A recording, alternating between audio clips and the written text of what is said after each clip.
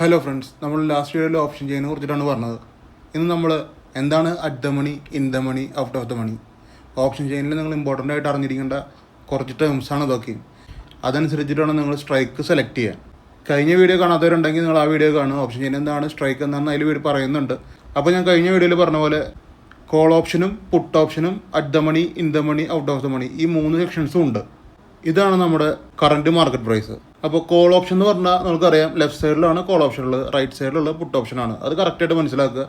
ഇതിലേതാണ് കോൾ ഓപ്ഷൻ്റെ at the money വരുന്നത്? അറ്റ് ദ മണി വരുന്നത് 25,300 അതായത് ഈ ഒരു സ്ട്രൈക്കാണ് കോൾ ഓപ്ഷൻ്റെ അറ്റ് ദ മണി വരുന്നത് കേട്ടോ. Put option at the money വരുന്നത് 25,250 അപ്പോൾ നമുക്ക് അറ്റ് ദ മണി മനസ്സിലായിട്ടുണ്ടാവും.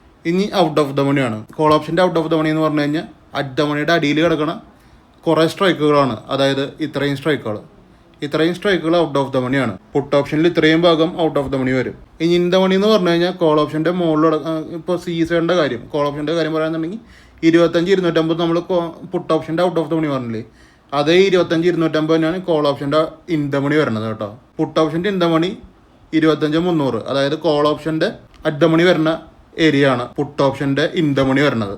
അപ്പോൾ ഇതിൽ കുറച്ച് ടേംസ് ഞാൻ പറഞ്ഞിട്ടുണ്ട്. അപ്പോൾ നിങ്ങൾ പ്രീവിയസ്ലി ഒന്നുകൂടി ഇത് കാണുക. അപ്പോൾ നിങ്ങൾക്ക് ഒരു ഐഡിയ കിട്ടും എങ്ങനെയാണ് കോൾ ഓപ്ഷൻ പുട്ട് ഓപ്ഷൻ. അപ്പോൾ നിങ്ങളോടൊരു ക്വസ്റ്റ്യൻ ചോദിക്കാം. നമ്മളിപ്പോൾ at the money, out of the money, in the മണിയൊക്കെ പറഞ്ഞു. അതായത് കോൾ ഓപ്ഷനിലും പറഞ്ഞു, പുട്ട് ഓപ്ഷൻ സ്ട്രൈക്കുകളിലും പറഞ്ഞു.